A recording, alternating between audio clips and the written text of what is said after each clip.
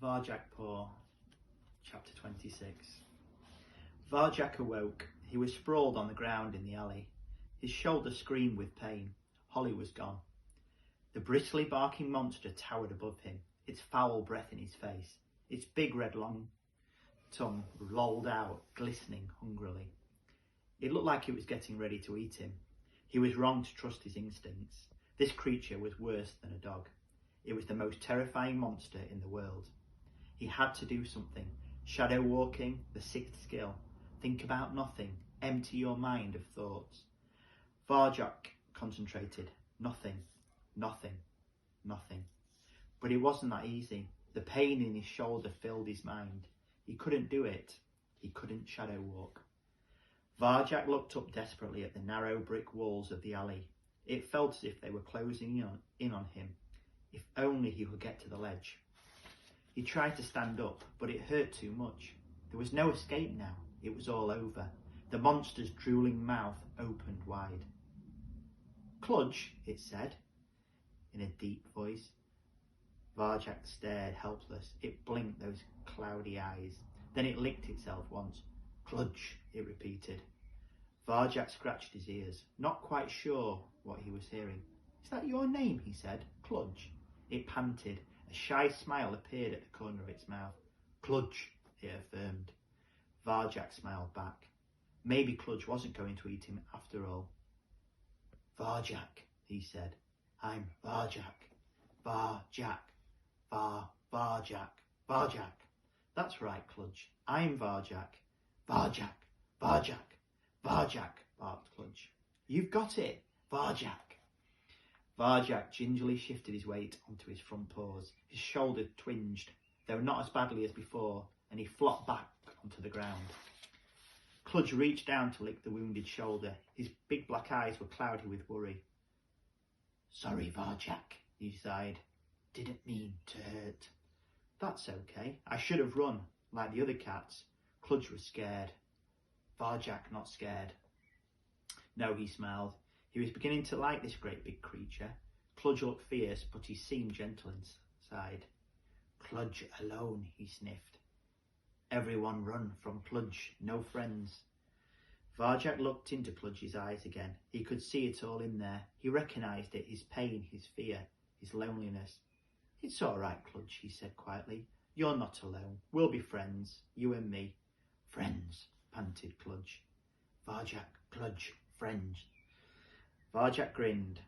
"Friends," he said. He tried to stand up again. This time his shoulder took the weight. "Friends," barked Kludge. He wagged his tail. "Varjak, Kludge, friends, friends, friends." "Varjakpur," said a gravelly voice. "This is a first. I've seen a lot of things in this city. I've even seen you hit Razor, but this is truly something else." Holly jumped down from the wall. "You did it! You talked to a dog." She shook her head. "It's incredible. It's unbelievable. It's..." "A dog," said Varjak. Kludge barked. "Yes, a dog," said Holly, keeping a safe distance from Kludge. "What do you think it is?" "But he's not like the other dogs." "What other dogs?" "You know, the metal ones." Holly looked baffled. "I've never seen a dog like that." In the distance, a monster shrieked and roared. "Those ones," said Varjak. "The dogs that make that noise." Holly shook her head. "That's not a dog. That's a car." "What?" "Car," barked Kludge. "Cars are fun." Kludge chased cars. "So they weren't dogs," said Varjak. "Let me get this straight," said Holly. "All this time you thought you were talking to dogs. What you were really doing was talking to cars." Varjak frowned. He was confused. The metal monsters were dogs. He was sure they were. But had anyone else ever called them dogs? No. Now he thought about it, he'd never known for certain what they were. He just assumed they were dogs because they fitted the Elder Paw's description from the tales. They filled his heart with fear. They had a foul breath and a deafening sound, and they looked strong enough to kill a man. But he had to admit, so did Kludge. Awareness, the second skill. Before you do anything, you must know what you are dealing with. Assume nothing. Be sure of the facts. That was exactly what he failed to do. He'd almost killed himself trying to talk to a car. A beginner's mistake. Not the kind of mistake a cat who knew the way would make. He wouldn't make it now, and he was sure Sally Bones wouldn't either. Holly giggled. What's so funny? Varjak demanded. She pulled herself together, but only just. You, she said.